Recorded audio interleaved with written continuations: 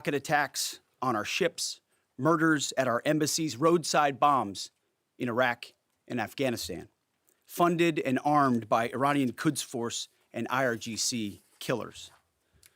My generation of veterans carry the names of brothers who never came home. Brothers butchered by Iranian-backed roadside bombs and well-armed militias, thousands of our own.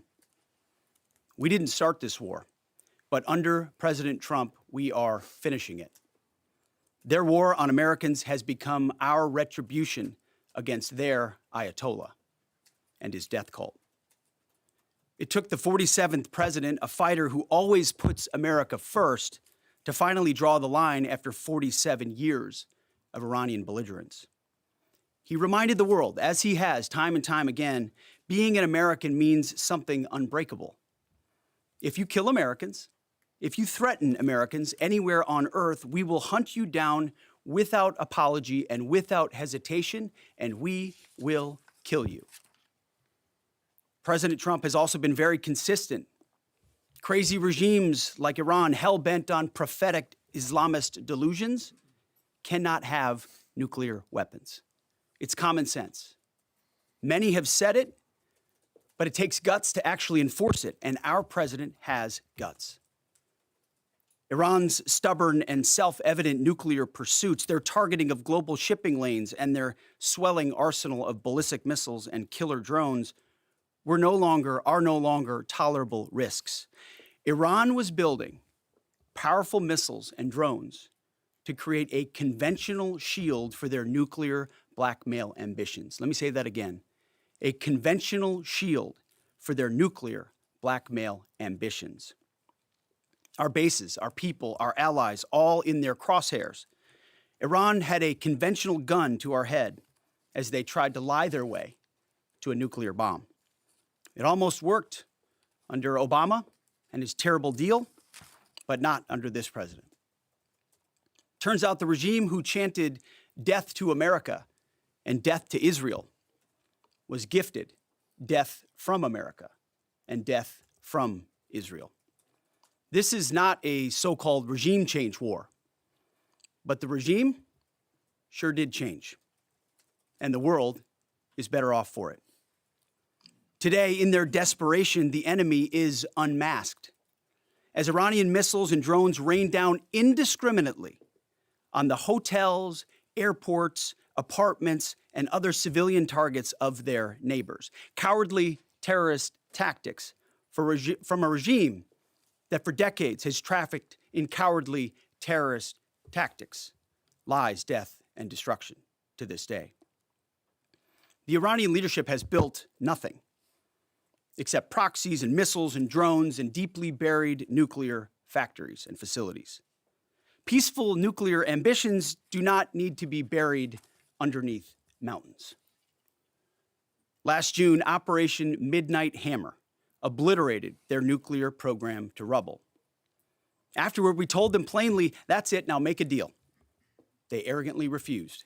We said, rebuild it, and we'll stop you again, this time far worse. Well, President Trump, Secretary Rubio, Steve Witkoff, Jared Kushner, they bent over backwards for real diplomacy, offering pathway after pathway to peace. I watched it. I was there. They tried over and over and over again earnest attempts at peace. The former regime had every chance to make a peaceful and sensible deal. But Tehran was not negotiating. They were stalling, buying time to reload their missile stockpiles and restart their nuclear ambitions. Their goal, hold us hostage, threatening to strike our forces. Well, President Trump doesn't play those games. And as Secretary Rubio said after the Maduro raid, if you don't know, now you know. President Trump puts America and Americans first. He doesn't hesitate, and neither do our troops. The mission of Operation Epic Fury is laser-focused. Destroy Iranian offensive missiles, destroy Iranian missile production, destroy their navy and other security infrastructure, and they will never have nuclear weapons. We're hitting them surgically, overwhelmingly, and unapologetically.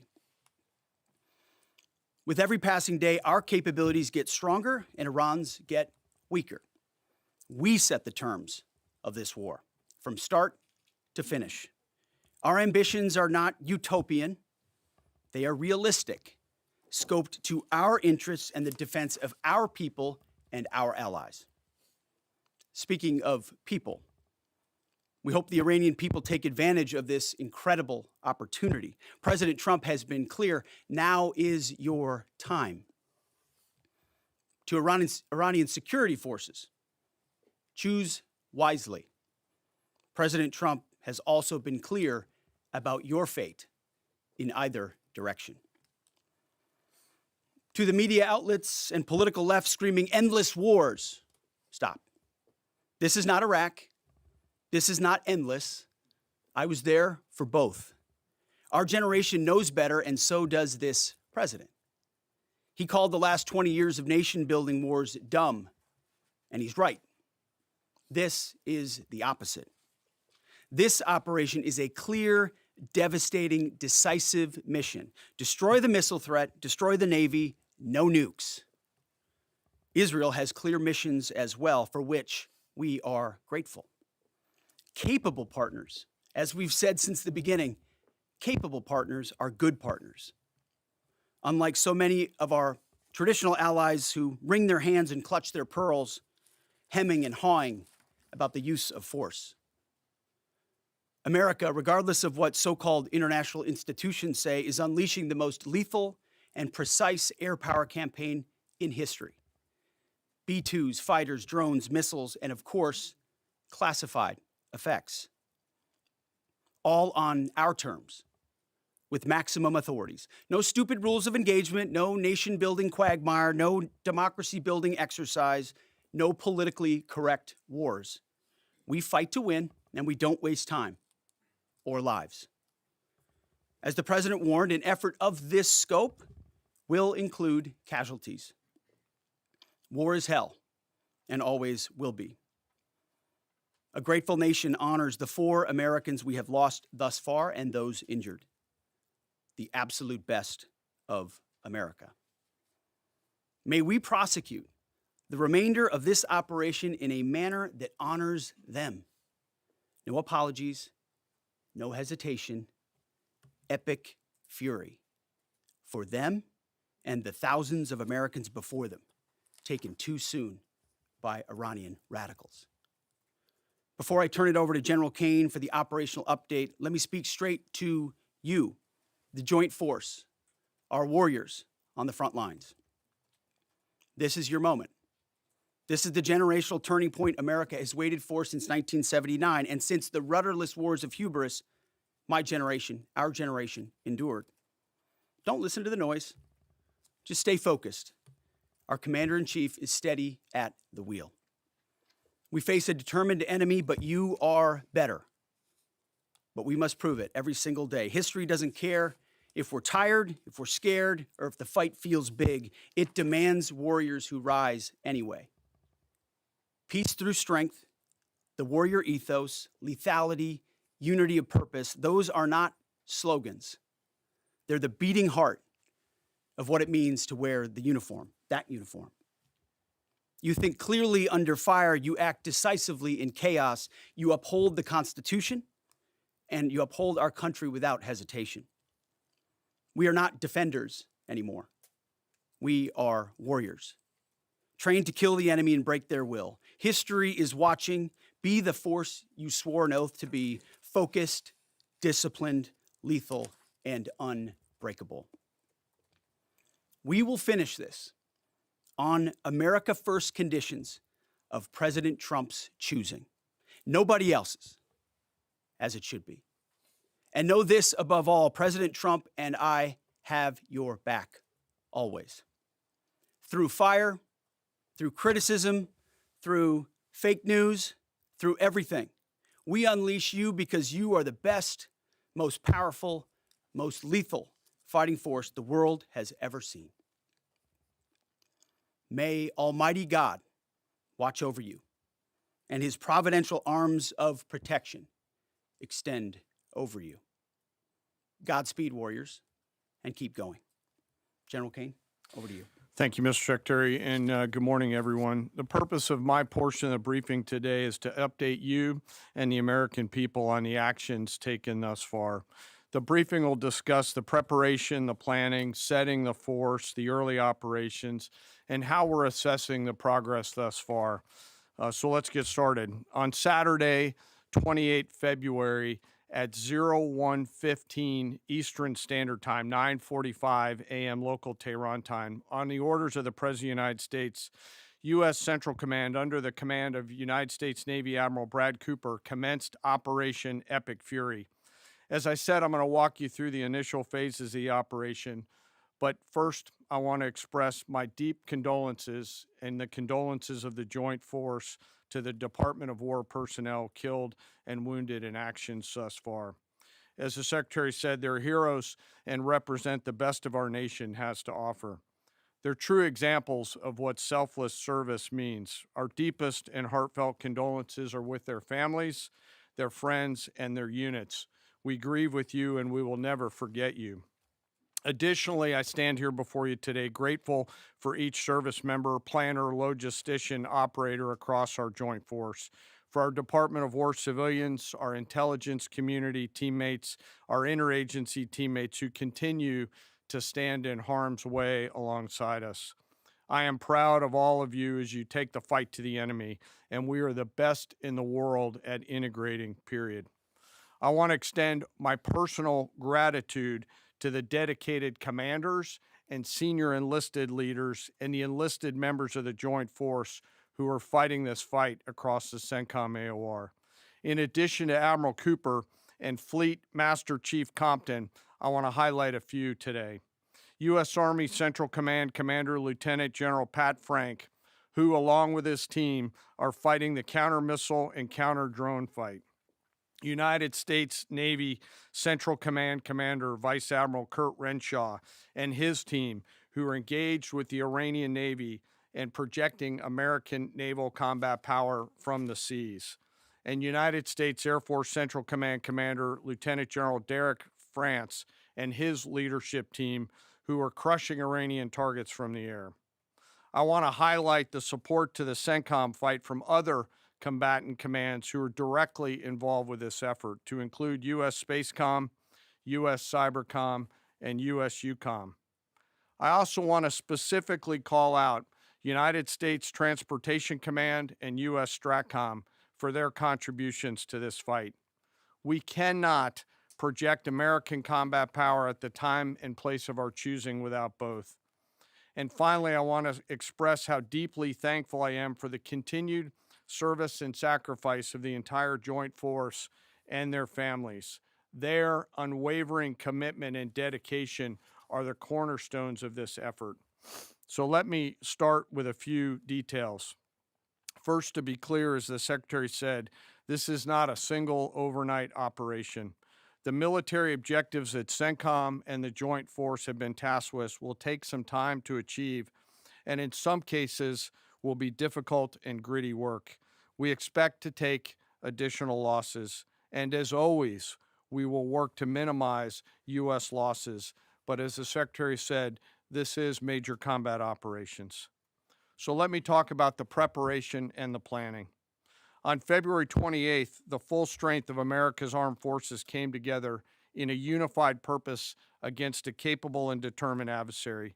The United States Army, Navy, Marine Corps, Air Force, Space Force, Coast Guard, and our reserve components integrated across our combatant commands and began coordinated operations with the Israeli armed forces of an unprecedented scale.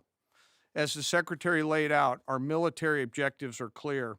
Our mission is to protect and defend ourselves and, together with our regional partners, prevent Iran from the ability to project power outside of its borders, and be ready for follow-on actions as appropriate.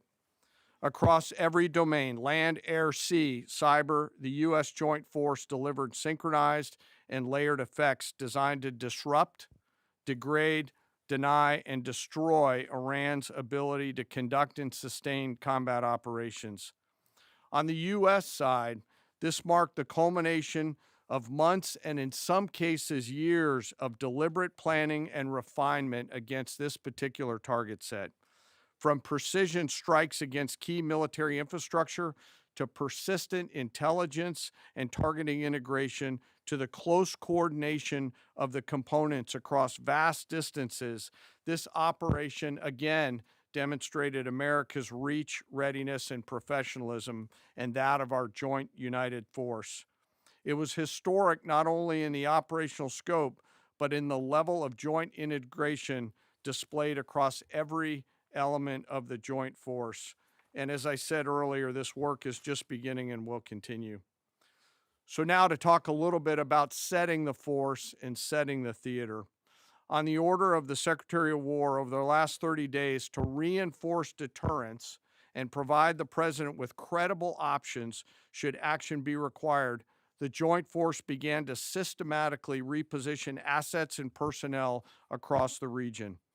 These movements ensured that U.S. forces remained postured, protected, and ready to respond decisively for any emerging threat. This deployment included thousands of service members from all branches, hundreds of advanced fourth and fifth generation fighters, dozens of refueling tankers, the Lincoln and Ford Carrier Strike Group and their embarked air wings, sustained flow of munitions, fuel, supplies, all supported with command and control, intelligence, surveillance, and reconnaissance network. And the flow of forces continues today. In fact, Admiral Cooper will receive additional forces even today. This rapid buildup of forces demonstrated the joint forces' ability to adapt and project power at the time and place of our nation's choosing. I want to highlight a couple specific cases for you. The Gerald R. Ford Carrier Strike Group, which many of you know was down in the Western Hemisphere, redeployed across the Atlantic to set the theater. The ship, her crew, their families, and the entire strike group took a deep breath and, as they always do, began planning to conduct combat operations. The integrated Reserve and National Guard forces have continued to demonstrate the value of America's reserve forces, including the Wisconsin Army National Guard operating in Kuwait and Iraq, and Air National Guard units from a variety of states to include Vermont and Virginia. In the case of the Vermont Air National Guard and the 158th Fighter Wing, they were mobilized for Operation Absolute Resolve and then were tasked to take their F-35As across the Atlantic instead of going home to be prepared to support this operation. The same is with our Air National Guard and Air Force Reserve Command tanker and mobility forces, who stepped right out of their civilian jobs to deploy and to protect the region. Lastly, I want to highlight the unsung heroes of warfare, our American logisticians and sustainment force, those who quietly work every day behind the scenes to project and sustain America's combat power. Our leaders from World War II were right when they said professionals do logistics. As regional tensions rose, the Joint Force elevated our force protection measures on the order of the Secretary and repositioned discreetly civilians and non-essential personnel designed to ensure the safety and security of our joint force. By the time operations began, only essential forces remained on our bases and in theater, all ready, capable to respond. So now let me move to H hour. At 3:38 p.m. on Friday, February 27th, the United States Central Command, through the Secretary of War, received the final go order from President Trump. The President directed, and I quote, "Operation Epic Fury is approved. No aborts. Good luck," close quote. In the region, every element of the Joint Force made their final preparations. Air defense batteries readied themselves, checking their systems to respond to Iranian attacks. Pilots and crews rehearsed their strike packages for the final time. Air crews began loading their final weapons, and 2 carrier strike groups began to move towards their launching points. Across the globe, our operations centers came alive in Tampa, Florida, here at the Pentagon, and of course forward in the Central Command AOR. As always, operational security was paramount as we sought to maintain and sustain the element of surprise. This operation was highly classified so that at H hour, the enemy would see one thing: speed, surprise, and violence of action. The first movers were U.S. Cybercom and U.S. Spacecom, layering non-kinetic effects, disrupting and degrading and blinding Iran's ability to see, communicate, and respond. At H hour, the beginning of major combat operations, 01:15 local Eastern Daylight Time, 9:45 local AM Tehran time, as dawn crept up across the Central Command AOR, the skies surged to life. More than 100 aircraft launched from land, sea, fighters, tankers, airborne early warning, electronic attack, bombers from the States, and unmanned platforms, forming a single synchronized wave. This was a daylight strike based on a trigger event conducted by the Israeli Defense Forces, enabled by the U.S. intelligence community. The first shooters at sea were Tomahawks unleashed by the United States Navy, closed in on Iranian naval forces, and began to conduct strikes across the southern flank in Iran. On the ground, forces fired precision standoff weapons, measured, deliberate, precise, and lethal. This was a massive, overwhelming attack across all domains of warfare, striking more than 1,000 targets in the first 24 hours. We are now roughly 57 hours into the operation. In the initial phase, CENTCOM's focus was systematic targeting of Iranians' command and control infrastructure, naval forces, ballistic missile sites, and intelligence infrastructure designed to daze and confuse them. Coordinated space and cyber operations effectively disrupted communications and sensor networks across the area of responsibility, leaving the adversary without the ability to see, coordinate, or respond effectively. The combined impact of these strikes, swift, precise, and overwhelming, has resulted in the establishment of local air superiority. This air superiority will not only enhance the protection of our forces, but also allow them to continue the work over Iran. Over the course of the last 2 days, the Joint Force has launched hundreds of missions from land and sea and delivered tens of thousands of pieces of ordnance. The effort continues to scale. This included American B-2 bombers, which again, similar to Midnight Hammer, flew a 37-hour round-trip sortie from the continental United States, dropping precision, penetrating munitions on Iranian underground facilities across the southern flank and slightly deeper. Additionally, Israel has separately executed hundreds of sorties against hundreds of targets.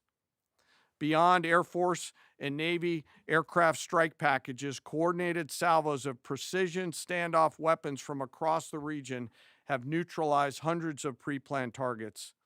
As I mentioned earlier, in support of these kinetic operations, U.S. Cybercom and Spacecom have continuously layered effects to disrupt, disorient, and confuse the enemy. I will note that this operation had several combat firsts, which I'll allow at some point in the future Admiral Cooper to talk about since he owns the AOR.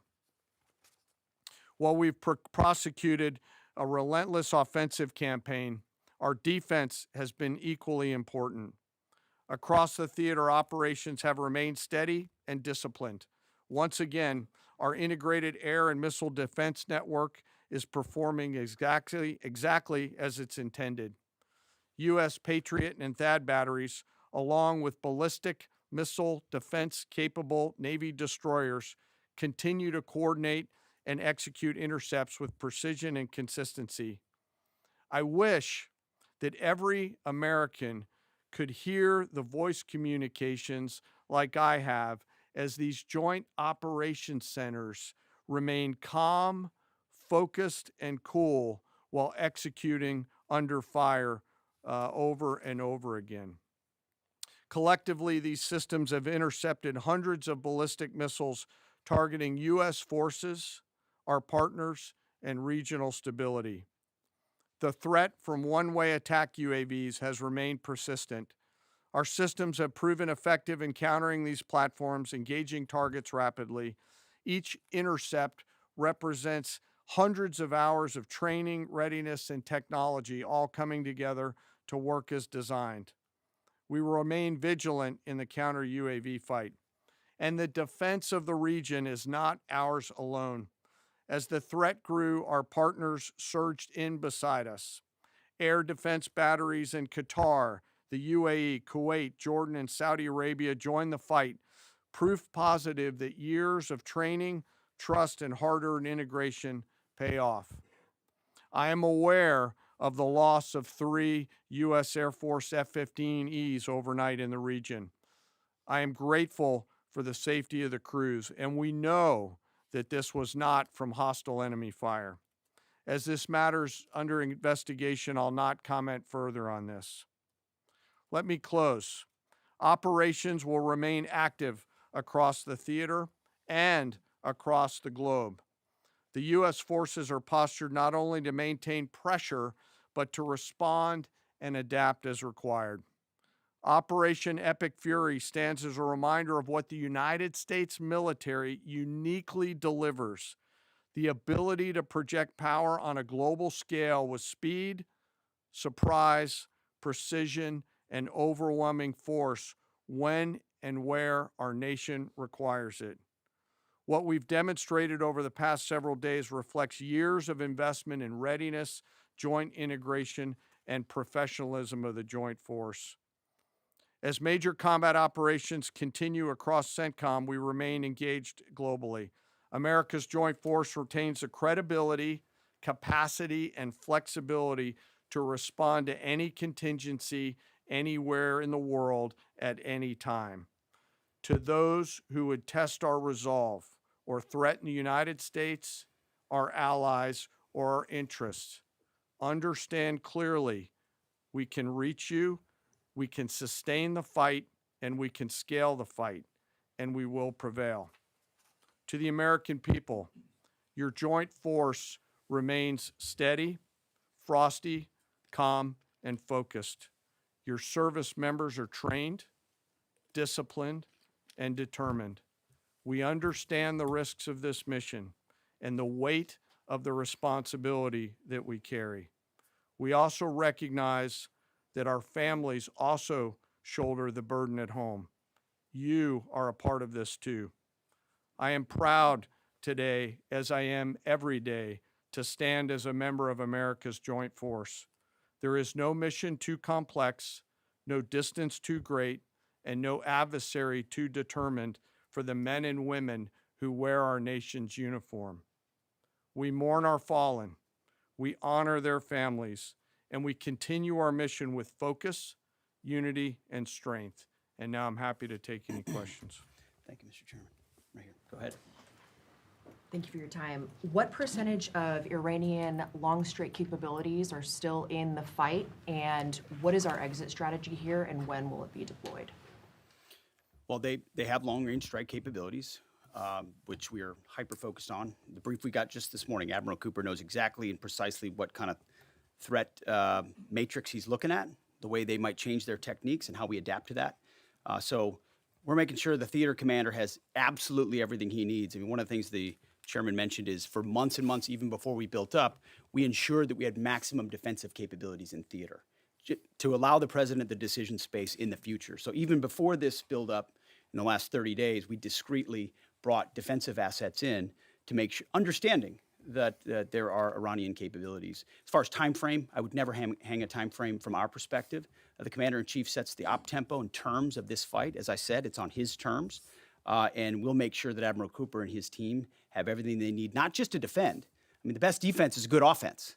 And so we're aggressively pushing into that airspace over that southern flank to ensure that we control it and we destroy anything that moves that would attempt to shoot us. Think of it as shooting the archer instead of the arrows.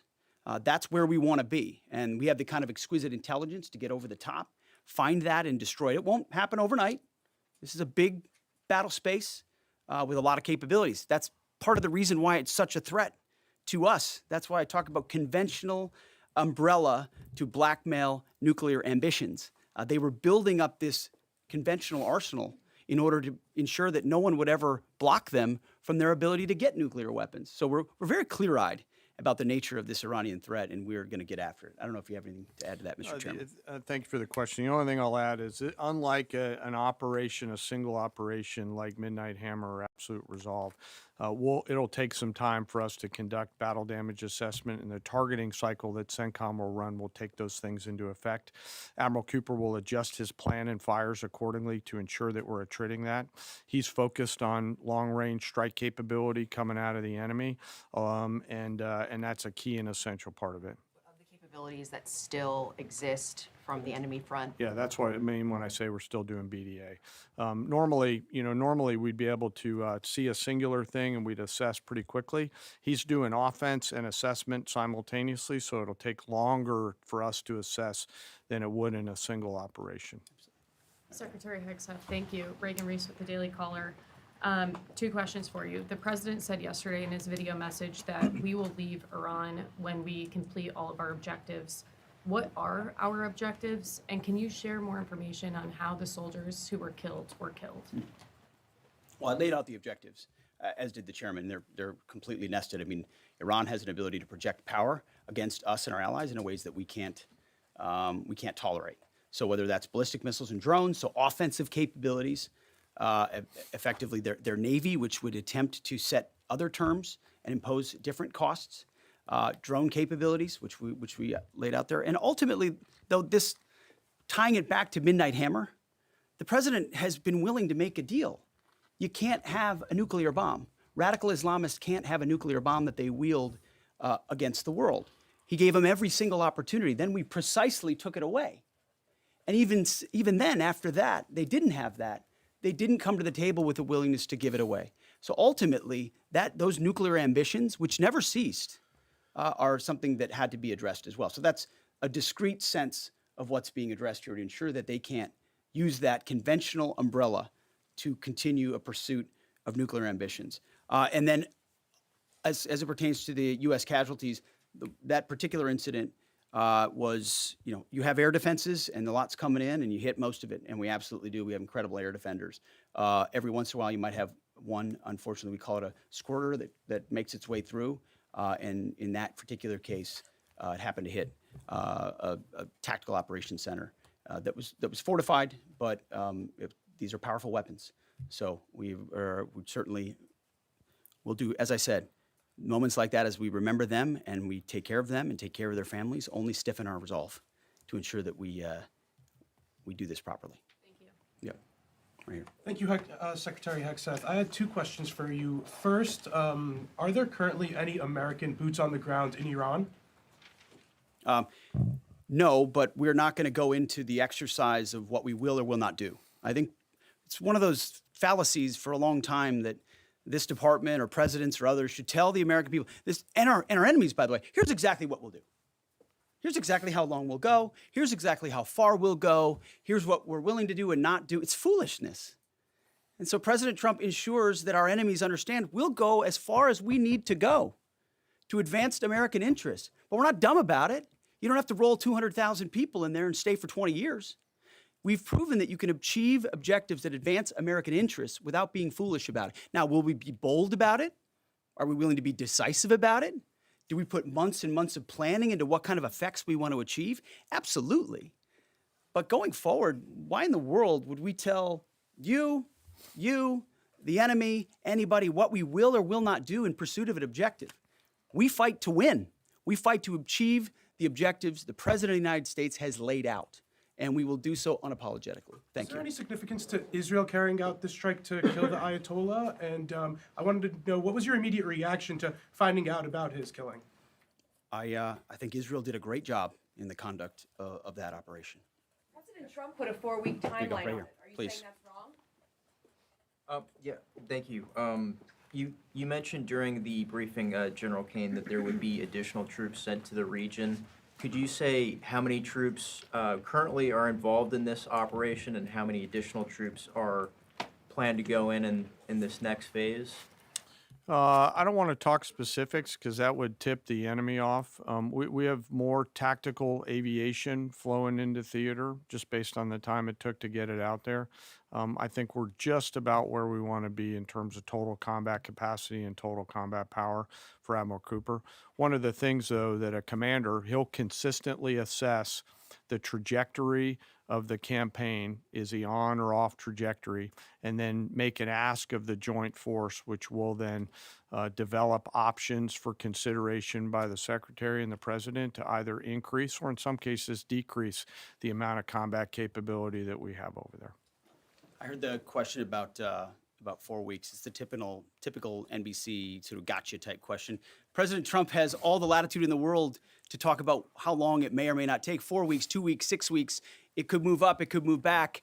We're going to execute at his command the objectives we've set out to achieve. And what he has shown an ability to do that other presidents can't quite seem to have the aperture to do. Well, I mean, Joe Biden didn't even know what he was doing, is to look for opportunities and off-ramps and escalations for the United States that creates new opportunities to execute what we need on our own timeline. So you can play games about 4 weeks, 5 weeks. He has all the latitude, and I'm glad he does, because there's no better communicator than our president expressing those things. I've been in meetings with the president for the last 2.5 days. We know exactly where his headspace is, and he will communicate as he should exactly what he would like, and we will follow those orders. And I think everything he said on that is right down the middle. Chairman, did you have Absolutely. evidence Yes, right of there. the Yes, sir. strike first? Thank you very much, Secretary. I left my hometown of Sakis in Iranian Kurdistan in 1996. Can you promise that I will be able to return home safely this year? And I have a following question too, please. I appreciate the question. I'm not here to place guarantees on that, but I think the message the president has given has been clear to the people of Iran. This is your moment. The world was seized by these crowds, and then seized by the reality of this regime killing tens of thousands of innocent protesters. So we saw the nature of the regime yet again exposed. We saw many of the Iranian people seek a change there. This is their moment to take advantage of it, for sure. Secretary, you served in Iraq and know that no American soldiers were killed in Kurdistan. The Kurdish people are very pro-American. Will you continue protect Kurdistan Peshmerga as loyal ally of the United States? Why I'm asking this question?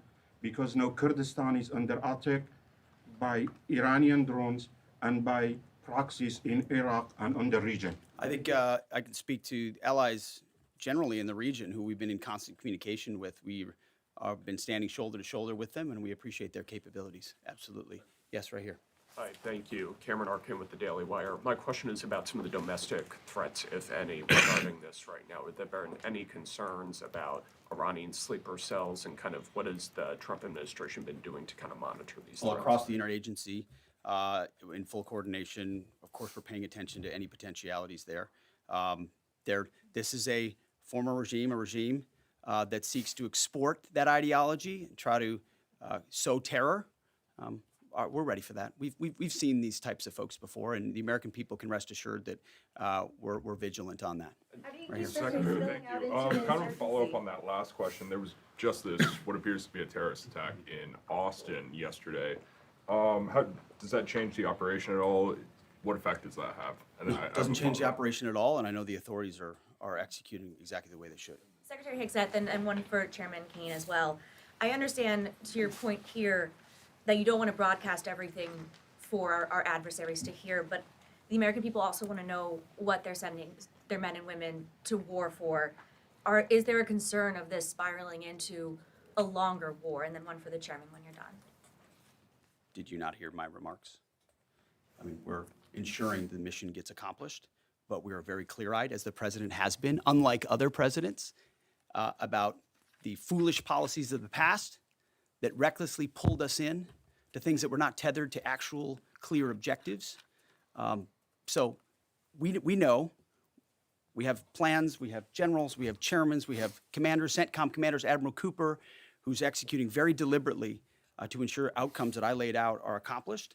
But we would never, in front of a press pool, lay out how long that may take. The mission for our warfighters, which is what matters to us, is very, very clear, and they're executing it right now violently. And just for the chairman quickly, I have one for, just for the chairman.